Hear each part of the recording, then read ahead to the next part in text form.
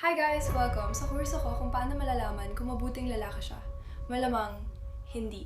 Si influencer Gabby Gonzalez ay nagbigay ng payo tungkol sa mga lalaki ilang araw bago siya maaresto sa sabwatan para patayin ng ama ng kanyang anak, si boy band singer Jack Avery. May problema rin ang ama at ex niya. Pero paano ang umano'y hitman? Mayroon akong mga bagong detalye at kung bakit mas komplikado ang kasong ito kaysa sa inaakala.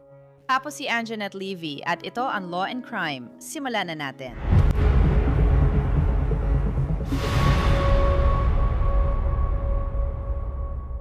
Alam mo, may kasabihan, mas gumugulo ang kwento. Tungkol kay TikToker Gabby Gonzalez, ang ama niya at di umano'y planong patayin ang ex niyang si Jack Avery, may bagong liko ang kwento.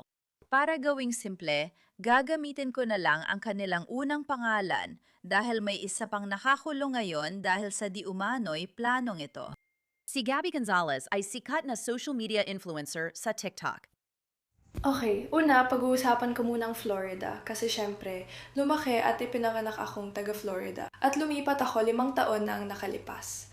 Malakay din ang following ni Gabby sa Instagram at madalas siyang mag-share tulad ng reel na ito kung saan gumagawa siya ng gawaing bahay habang nag-ovulate.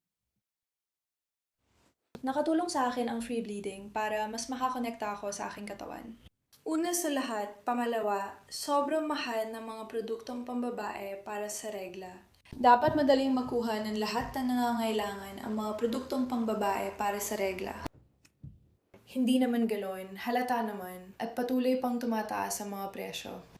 At bukod pa doon, may mga chemical na nilalagay sa halos lahat ng produktong pambabae para sa regla, kahit pa yung mga organic. Umabot ako sa desisyong wag na lang sumali doon. Oo, kapag nireregla si Gabby, natural lang siya at walang gamit na produktong pambabae. Ganyan din ang makikita mo sa social media niya. Balik tayo sa usapan. May anak si Gabby, 7 taong gulang na babae, kasama ang ex-boy band member na Why Don't We na si Jack Avery. Batay sa mga dokumento ng korte, hindi maganda ang naging wakas ng relasyon. At ang tanong kung sino ang dapat magkaroon ng kustodiya sa batang babae ay naging malaking issue simula pa noong 2020. Sabi ng investigador, ang ama ni Gabby na si Francisco Javier Gonzalez ay labis na sangkot sa alitang ito at marami siyang hawak na kasong personal injury. Ngayon, sina Gabby, ang kanyang ama na si Francisco at ang dating nobyo ni Gabby na si Kai Cordray ay inaakusahan na nagsabwatan noong 2021 at 2022 upang umupa ng hitman para ipapatay si Jack Avery. Para makuha ni Gabby ang anak niyang babae mag-isa. Pinalitan ni Francisco ang kanyang mga pinasadya na suit ng dilaw na uniforme ng bilangguan. Ayon sa mga taga-usig ng Los Angeles County, siya ang napundo ng pera. Ayon sa investigador, nag-hire si Francisco ng pribadong investigador para sundan si Jack Avery at maghanap ng maipupuntang baho laban sa kanya sa alitan sa kustodya. At heto pa, ayon sa opisina ng taga-usig, may group chat ang pamilya Gonzalez kung saan pinag-usapan ni Francisco si Jack Avery. Sinulat ng detektive ng taga-usig sa affidavit na noong Marso 22, 2021 sumulat si Francisco. Tawagan si Barca hindi pa masyadong maaga. Mahalaga ito para sa mga investigador dahil ipinakitang sinubukan niya Gabriela Gonzalez at Kai Cordray na kumbinsihin si Dustin Barca na takutin si Avery. Si Dustin Barca ay isang MMA fighter at wala siyang kaso rito. Gusto ko lang linawin yon. Pero ayon sa mga investigador, ang plano ay nagbago mula sa paghahanap ng baho kay Jack at pananakot sa kanya tungo sa mas malala pa, pagpatay. Sabi ng investigador, noong Abril 2021, nagpadala si Francisco ng $10,000 kay Kai Cordray, dating nobyo ni Gabby, para umupa ng hitman sa dark web. Ayon sa district attorney, ang pera ay itinago bilang bayad para sa web development services. Sabi ng district attorney, gagamitin ni Cordray ang pera para bayaran ang hitman gamit ang Bitcoin. Pagkatapos, noong Hunyo 2021, sinabi ng mga investigador na nagpadala si Francisco ng panibagong $4,000 na bayad kay Kai. Noong Hunyo 5, 2021, nagpadala si Cordray ng invoice na nagkakahalaga ng $4,000 kay Francisco Gonzalez gamit ang negosyo niyang Site Whisperer at pinayaran ito ni Francisco. Lumitaw ang singil sa mga bank record ni Francisco na nasupina. Sinabi ni Cordray na hindi siya nagbigay ng web development services at naniniwalang ginamit lang ang invoice para pagtakpan ang totoong dahilan. Ayon sa mga record ng korte, sinasabing gagamitin pa ang karagdagang $4,000 para umupa ng isang ekspertong hitman at si Kai ay naglalog in sa dark web gamit ang alias na Lizard King 69. Pero alam mo ba, yung hitman na yon, hindi talaga siya hitman. Isa pala siyang G-man, isang Fed, isang pulis, isang tunay na ahente ng FBI ayon sa LADA. Tama iyon. Sabi ng DA, ang taong kausap ni Kai sa dark web at ang taong kinausap ni Francisco sa teleponyo gamit ang code ay isang undercover na ahente ng FBI na nagpapanggap bilang mamamatay tao. Ayon sa investigador, may mga naitalang pag-uusap ang undercover na FBI agent at si Francisco mula 2021. At noong Oktubre 2022, sinabi ng mga investigador na nag-usap sina Kai at Gabby tungkol sa plano sa mga naitalang tawag at ang posibilidad na mabunyag sila. Magka-co-parent kami. Ako ang nag-aasikaso ng mga appointment sa doktor, dentista at therapy. Hindi naman naituloy ang planong ipapatay si Jack Avery. Matapos ang 2 taong pahinga, nagbalik sa pagpo-post si Gabby sa social media. Ngunit tuloy pa rin ang investigasyon. Ilang araw bago siya maaresto, nag-post si Gabby sa Instagram tungkol sa mga lalaki. Sunod, ganyan na talaga ang mga lalaki. Hindi sila nagbabago. Kung anong nakikita mo, yun na yun. Kaya kung anong isang lalaki sa simula, malamang ganun na siya habang buhay. Alam ko, nakakatakot talaga yon. Kasi ang mga babae ay laging lumalago, umaangkop, nagbabago, nakakahanap ng mga bagong bahagi ng sarili nila, at minsan binabalikan pa ang mga lumang bahagi ng sarili nila. Talagang parang nagiging bago silang tao. Talagang araw-araw habang pinananatili pa rin ang kanilang sarili. Pagkatapos, nandyan ang mga lalaki. Hindi sila nagbabago, girl. Totoo yan. Mas maaga ngayong linggo, inaresto si Gabby Gonzalez at kinasuhan ng tangkang pagpatay, pag-uudyok ng pagpatay at sabwatan.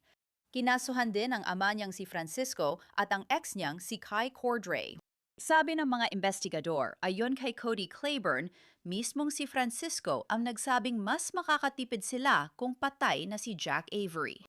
Sabi ng isa pang saksi sa investigador, ilang beses sinabi ni Gabby na gusto niya mamatay si Jack at pinag-usapan ang planong gamitin ang Bitcoin pambayad sa pagpatay. Sabi ng investigador ayon sa saksi, gusto ni Gabby palabasing aksidente sa sasakyan ang pagkamatay ni Jack. Pero paano naman si Jack Avery? Alam niya ang plano dahil sinabihan siya ng mga federal na otoridad. Nag-post si Jack sa Instagram, ilang araw na ang nakalipas na may 3 tao na inaresto, kaugnay na umano'y plano na patayin siya. Isa sa kanila ang nanay ng anak kong babae. Matagal naming tiniis ng pamilya ko ang matinding pagbusisi, maling paratang at masasakit na pag-atake sa aming pagkatao at reputasyon. Sa buong panahong iyon, pinili kong manahimik bilang paggalang sa proseso ng batas at higit sa lahat para sa aking anak na babae. Sa ngayon, ang focus ko ay maging pinakamabuting ama. Nagpapasalamat ako ko ang nag-iisang may kustodiya sa anak kong babae na ligtas, malusog at mahal na mahal. Hangad kong magpatuloy sa pagbuo ng payapa at matatag niyang buhay. Taos-puso akong nagpapasalamat sa pamilya ko, mga kaibigan, tagapagpatupad ng batas at tanggapan ng taga-usig ng Los Angeles County sa kanilang suporta sa prosesong ito. Sa lahat ng sumuporta at hindi agad humusga habang lumalabas ang katotohanan, maraming salamat. Hanapin lagi ang katotohanan. Marami pa tayong dapat pag-usapan at malalaman. Himayin natin ito. Ipakikilala ko si Seth Zuckerman, isang criminal defense lawyer at dating taga-usig sa New York mula sa Zuckerman Legal Group. Seth, salamat sa pagpunta para pag-usapan ito. Kakaiba talaga ang kasong ito.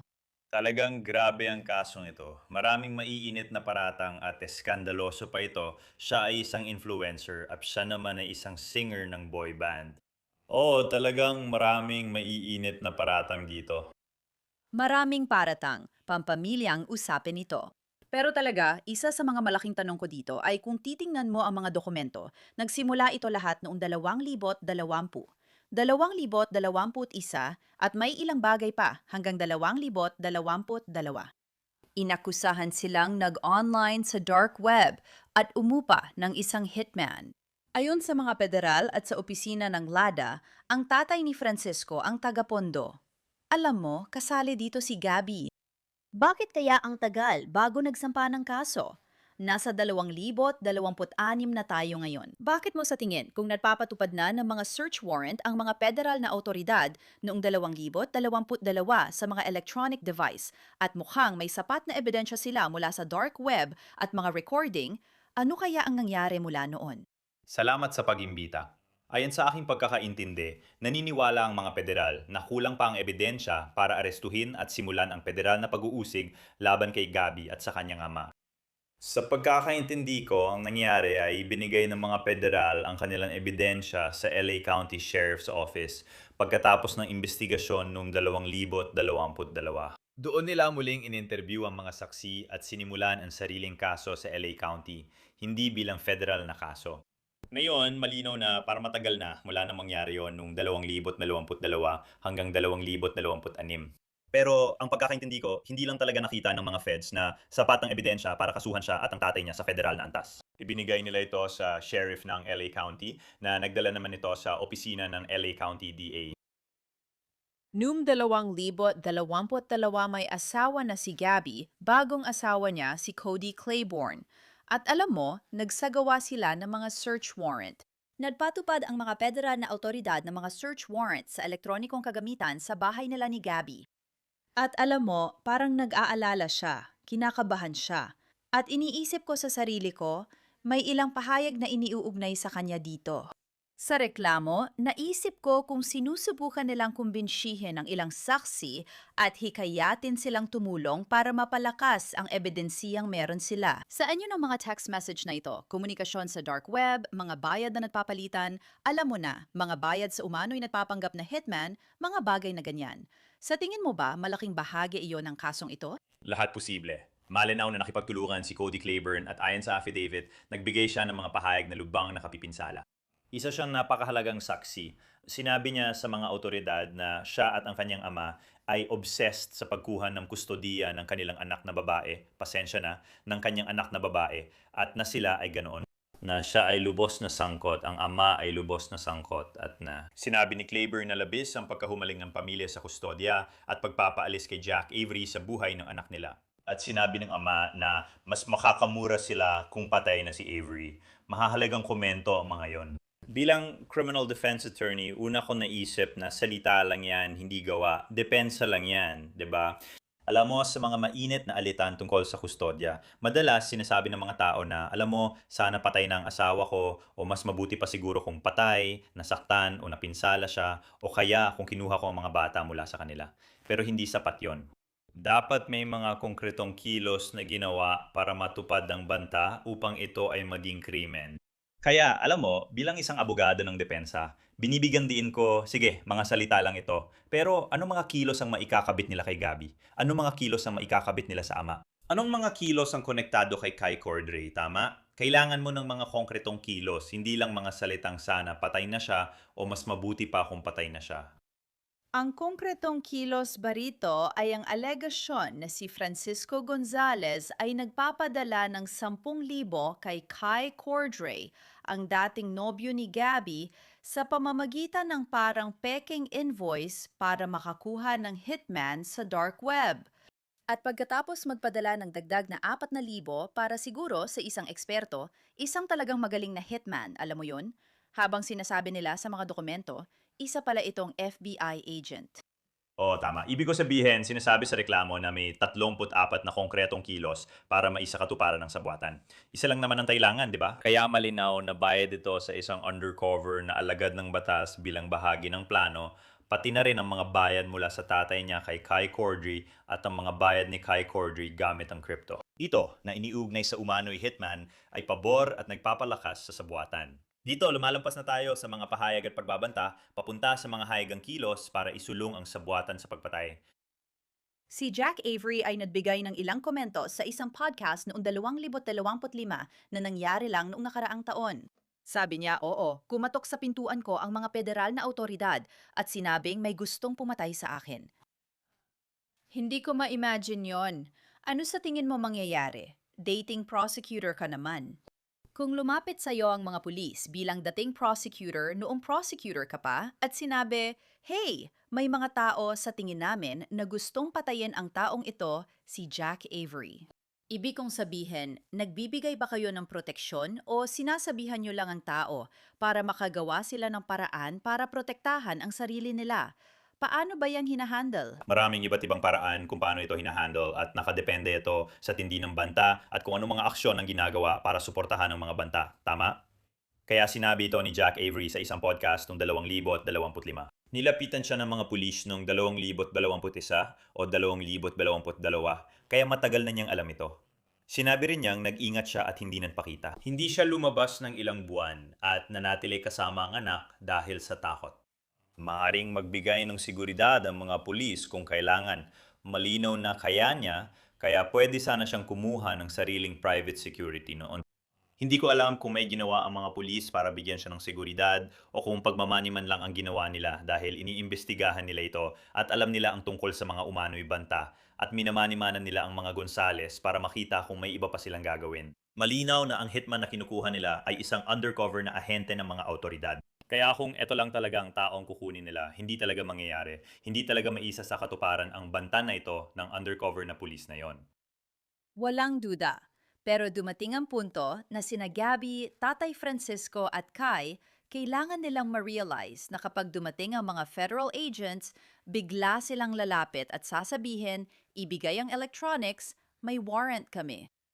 Dapat nilang ma-realize na tapos na laro nila.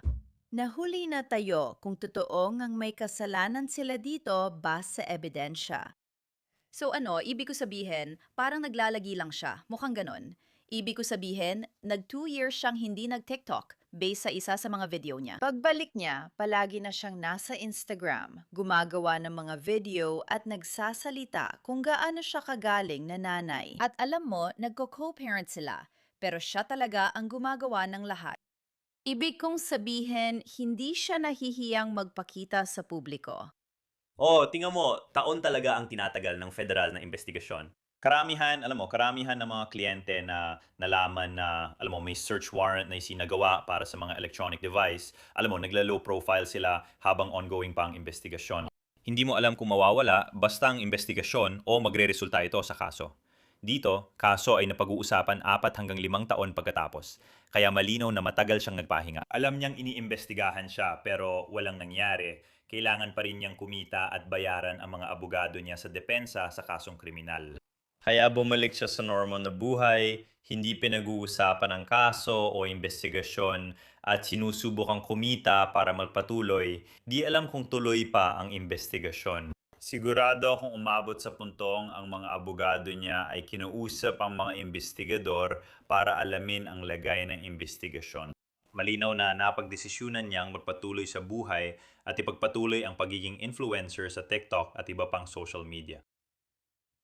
Si Papa, si Francisco, ay isang abogado at kadalasan ay humahawak ng mga kaso tungkol sa personal injury sa mas malawak na lugar ng Orlando, siguro sa Seminole County. Alam mo, nakakabaliw ito kasi literal na abogado siya. Ngayon nakakulong siya at nahaharap sa mga kasong ito. Alam ko namang nagiging mainit ang usapan tungkol sa kustodya.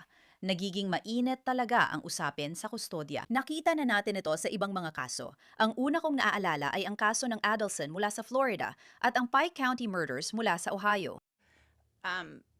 Siguro, alam mo na, ang magiging depensa nila ay dahil sa matinding emosyon, napuno na at nawala na ang rason. Kapag may alitan sa kustodya, nagiging emotional at mainit ang sitwasyon, kaya may gumagawa ng hindi nila karaniwang ginagawa.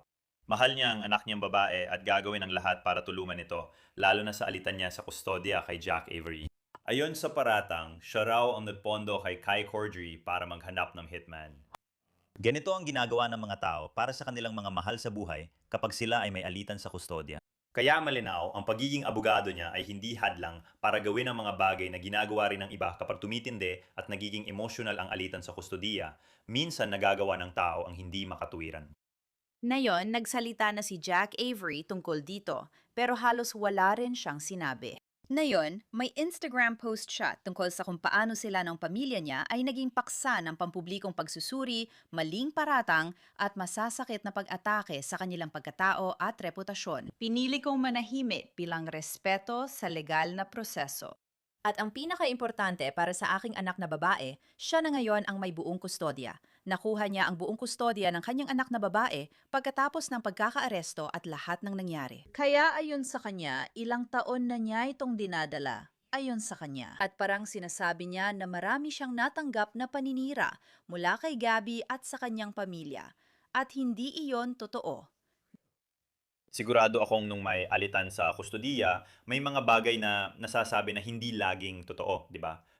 Uminit ang sitwasyon, may mga paratang at pilit na iniipit ang iba. Ayon sa affidavit, sinubukan ng tatay niya ang ilang bagay bago mag-hire ng hitman, subukang makuha ang kustodya at magparatang laban kay Jack Avery. Sa tingin ko, marami talaga siyang tiniis na maling paratang at mahihirap na panahon. At syempre, nung nalaman niya na inimbestigahan ito ng FBI ilang taon nang nakalipas, alam mo, wala na siyang masyadong magawa kundi ipagpatuloy ang buhay niya at subukang protektahan ang sarili niya at ang anak niyang babae.